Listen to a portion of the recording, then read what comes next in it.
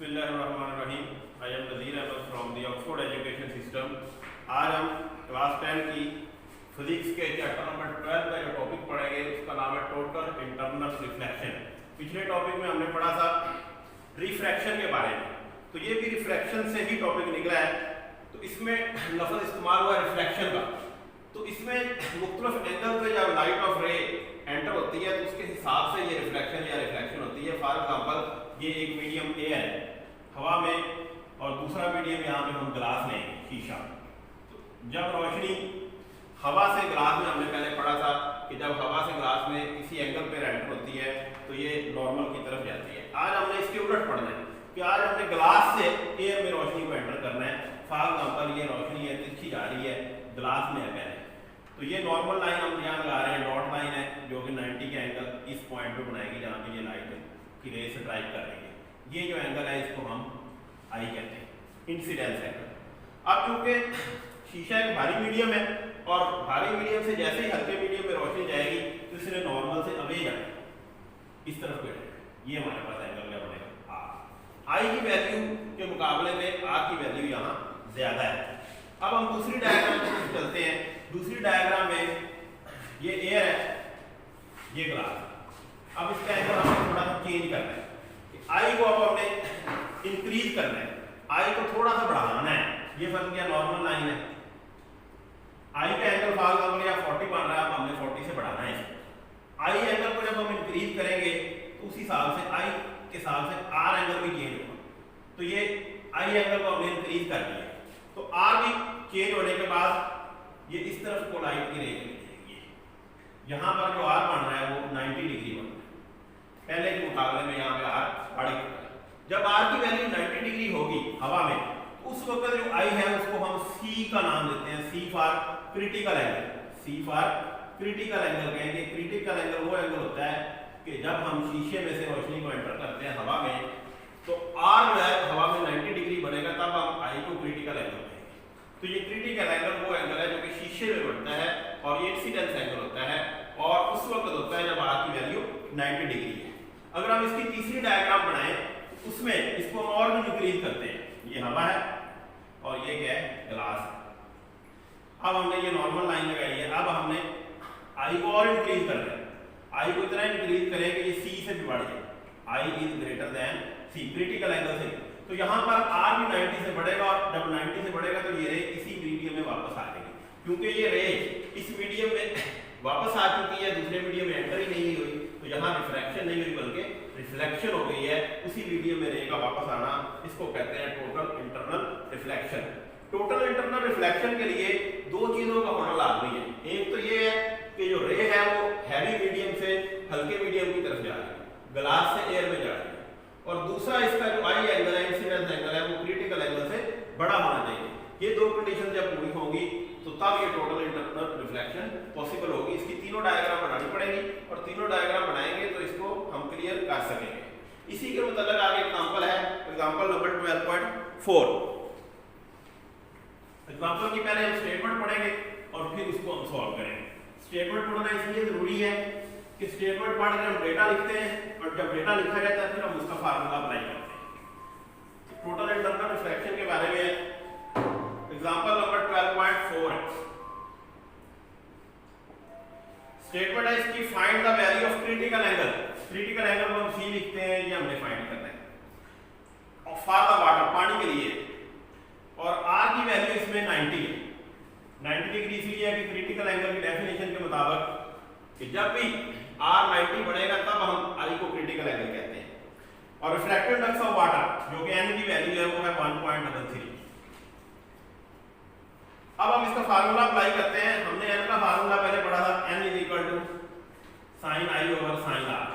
ये उस वक्त पढ़ा था जब रोशनी की रे हवा से ग्लास में दाखिल हो गई थी। अब क्योंकि इस टॉपिक में उलट है, क्रिटिकल एंगल उसी वक्त पॉसिबल होता है जब शीशे से हवा में रोशनी दाखिल होती है, जब पानी से हवा में रोशनी दाखिल होती है। अब ये फार्मूला भी हमारा उलट हो जाएगा, आई नीचे चला जाएगा और आर ऊपर चला जाएगा, क्योंकि इसकी डायरेक्शन चेंज हो गई है, हवा से पानी में नहीं है बल्कि पानी से हवा में है। इसमें हम वैल्यू पुट करते हैं, n की जो वैल्यू है 1.33 है, sin r sin 90 हो गया, और जो इंसिडेंस एंगल है उसी को क्रिटिकल एंगल कहा जाता है। आई की जगह पे हमने c पुट करना है। क्रिटिकल एंगल उस वक्त आई को कहते हैं जब आर आपका 90 होता है। अब इसकी वैल्यू में साइन सी फाइंड करना है, इसको इधर शिफ्ट कर दें, साइन सी यहाँ आ जाएगा, साइन 90 की वैल्यू हम कैलकुलेटर से फाइंड करेंगे। जब कैलकुलेटर से फाइंड करेंगे साइन दबाएं पहले, उसके बाद 90 दबाएं, साइन 90 की वैल्यू 1 आती है, 1.33 इसके नीचे आ जाएगा। अब इसको हम डिवाइड कर देते हैं, sine C is equal to 1 को डिवाइड करते हैं 1.33 से, तो ये हमारे पास 0.752 है। सी फाइंड करने के लिए साइन को इधर शिफ्ट करेंगे, ये साइन इनवर्स बन जाएगा 0.752। तो C is equal to sine inverse find करने के लिए पहले शिफ्ट दबाएंगे, फिर साइन दबाएंगे, उसके बाद ये 0.752 दबाएंगे, तो ये हमारे पास 48.7 डिग्री हमारे पास आंसर आ गया, जो कि क्रिटिकल एंगल है। इस तरह ये एग्जांपल नंबर 12.4 है।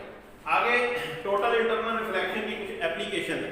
एप्लीकेशन से मुराद अपनी जिंदगी में इनका इस्तेमाल मुख्तलिफ जगहों पे ये टोटल इंटरनल रिफ्लेक्शन का इस्तेमाल होता है। मुख्तलिफ प्रिज्म के अंदर होता है, उनके खास नाम है, मुख्तलिफ और चीज़ों के अंदर होता है। तो ये applications of total internal reflection, application का मतलब इस्तेमाल है मुख्तलिफ चीज़ों के अंदर। तो सबसे जो पहली एप्लीकेशन दी है उन्होंने वो है totally reflecting prism. Totally reflecting prism ये एक खास किस्म का प्रिज्म है जो आम प्रिज्म से हटके। आम प्रिज्म जो होता है उसमें इस तरह की इसकी एक साइड होती है, आम प्रिज्म है, इसमें तमाम एंगल 60 के होते हैं, ये भी 60, ये जो इसकी ट्रायंगल सरफेस है इसके सारे एंगल एक जैसे हैं। तो लिहाजा ये आम प्रिज्म नहीं है, ये स्पेशल प्रिज्म है जिसका नाम क्या है टोटली रिफ्लेक्टिंग प्रिज्म। इसमें ये एंगल चेंज है, ये आम प्रिज्म में तो सारे एंगल 60 के होते हैं, ये जो टोटल रिफ्लेक्टिंग प्रिज्म है इसमें एंगल चेंज, इसमें दो एंगल 45 के हैं और एक एंगल 90 का, इसकी इस तरह की शेप बनती है राइट एंगल ट्रायंगल। ये एंगल 90 का हो गया और ये दो एंगल कौन से हो गए 45। तो ये दो मुख्तलिफ एंगल है पिछले के साथ, 45 डिग्री 45 डिग्री और एक एंगल कौन सा है 90 डिग्री। ये है टोटली रिफ्लेक्टिंग प्रिज्म। इसमें जब हम रे को एंटर करते हैं तो वो एक खास तरीके से बिहेव करता है जो कि टोटल इंटरनल रिफ्लेक्शन का इजहार करता है। फॉर एग्जांपल एक बॉडी है, इसके सामने हम रखते हैं, ये एक बॉडी है, ये फर्क है ए है बी है, इससे जब रेज जाएगी ये सीधी रेज जाए यहाँ टकराए, यहाँ पर 90 का एंगल बढ़ता है।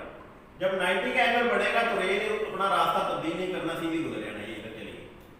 आगे जाके ये तिरछी लाइन से जब टकराएगी ना यहाँ पे, अगर हम देखें तो ये एंगल 45 का बढ़ता है। 45 का एंगल जो होता है ये ग्लास का जो क्रिटिकल एंगल है जिसको हम सी कहते हैं वो 42 डिग्री ग्लास के लिए, शीशे के लिए। अब यहाँ पे एंगल 45 बढ़ रहा है, 45 जो है ये 42 से बड़ा एंगल है, और जब भी क्रिटिकल एंगल से बड़ा एंगल होगा इंसिडेंट तो रोशनी की रेज होती है वो उसी मीडियम में वापस आ जाती है, लिहाजा ये हवा में नहीं जाएगी बल्कि इस तरफ को मुड़ जाएगी और ये शीशे में जाएगा। यहाँ पर एंगल फिर 90 का बढ़ गया, 90 की वजह से इसने फिर सीधे चले जाना है और सीधे जाके यहाँ पे इसकी इमेज बनेगी। और हम कह सकते हैं कि ये जो इमेज है ये ए बी की बी डैश और ए डैश, ये जो इमेज है ये 90 डिग्री पे इसने इसको मोड़ दिया। ये फर्क है, ये ऑब्जेक्ट है, ये इधर से रेज गई, यहाँ से मुड़ के इधर को चलेगी। तो हम कह सकते हैं कि ये जो ऑब्जेक्ट की इमेज है ये 90 डिग्री पे रिफ्लेक्ट की है, कि ये देखें इस तरफ को गई, इस तरफ को मुड़ गई, तो ये 90 डिग्री के एंगल पे इसने इसको रिफ्लेक्ट किया है। और ये प्रिज्म आमतौर पर पेरिस्कोप में इस्तेमाल होते हैं। पेरिस्कोप जो है ये एक डिवाइस का नाम है जो आमतौर पे इसलिए इस्तेमाल होती है ताकि हम सामने की बजाय, सामने अगर हमारे कोई दीवार वगैरह भी है तो उसके ऊपर से हम देख सकें। जिस तरह टैंक होते हैं फौजियों के पास, टैंक के अंदर ये पेरिस्कोप लगी होती है। अब टैंक में जो आदमी बैठा हो वो सामने टैंक बिल्कुल बंद होता है ताकि वो अपने आप को सेव कर सके। अब उसने बाहर देखना होता है तो वो पेरिस्कोप की मदद से देखता है। अब पेरिस्कोप में ये प्रिज्म लगा होगा, ये प्रिज्म क्या करेगा कि ऊपर से रोशनी की रेज को लाएगा और यहाँ से मोड़कर उसकी आंखों की तरफ लेकर जाएगा। पेरिस्कोप की जो शक्ल है वो इस किस्म की है। ये फॉर एग्जांपल ये एक ट्यूब है, यहाँ पे प्रिज्म लगा हुआ है इस कोने में, ये इधर को मुड़ गई, यहाँ पे उन्होंने एक प्रिज्म लगाया, ये प्रिज्म टोटल इंटर, यहाँ से रेज इधर से आई, इधर से आने के बाद इससे टकराने के बाद इधर पहुंच जाएगी और यहाँ पर फिर एक प्रिज्म लगा, ये प्रिज्म इस तरह है, ये यहाँ पे जाएगा। फॉर एग्जाम्पल ये टैंक में पेरिस्कोप लगी है, यहाँ पर जो है ये एक सोल्जर फौजी जो टैंक के अंदर बैठा हुआ है, ये यहाँ बैठा हुआ है, सामने ये बिल्कुल बंद है और ऊपर से ये पेरिस्कोप लगी हुई है। यहाँ से रेज आएंगी, टकराने के बाद नीचे को जाएंगी, फिर यहाँ टकराने के बाद इस सोल्जर की आंखों में जाएंगी और वो बाहर का मंजर बिल्कुल सामने से देख सकते हैं और अपने आप को महसूस भी कर सकते हैं। तो ये टोटल इंटरनल रिफ्लेक्शन का इजहार करते हुए ये टोटली इंटरनल रिफ्लेक्टिव जो प्रिज्म है ये पेरिस्कोप में इस्तेमाल हुआ है। इसकी एक और शेप भी हो सकती है, वो इस तरह से है कि अगर हम इसकी थोड़ी सी शक्ल बदलें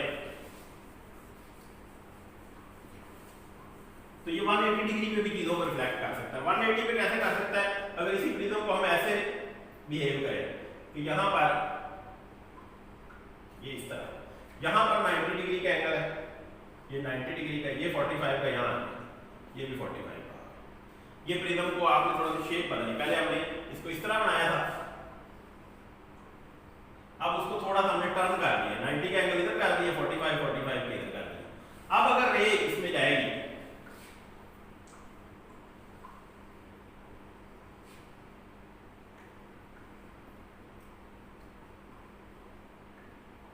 ये 90, अब फॉर एग्जांपल एक बॉडी इसके सामने रखते हैं, ये ऑब्जेक्ट है, ये ए है, ये इसने यहाँ से जाना है तेज है, ये 90 का एंगल बढ़ रहा है, सीधी चली गई, सीधी जाने के बाद यहाँ 45 का एंगल बढ़ रहा है जो कि 42 से ज्यादा है।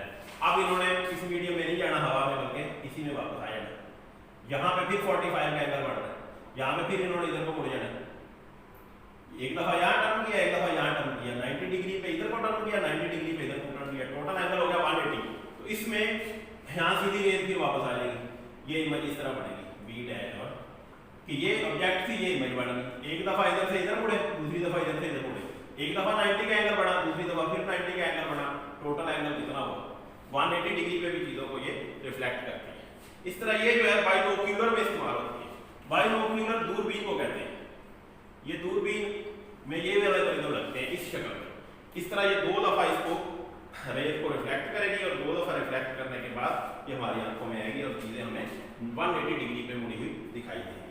और ये पहली एप्लीकेशन थी जो कि टोटल इंटरनल रिफ्लेक्शन की है। दूसरी जो एप्लीकेशन है वो है हमारे पास ऑप्टिकल फाइबर।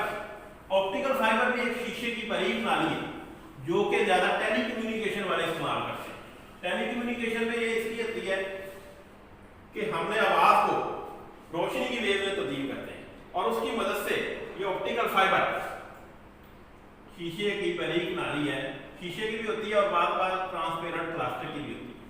बारीक नाली है जिस तरह के ये मैं यहाँ पे डायग्राम बनाऊंगा, ये फल के शीशे की बारीक नाली बन गई है।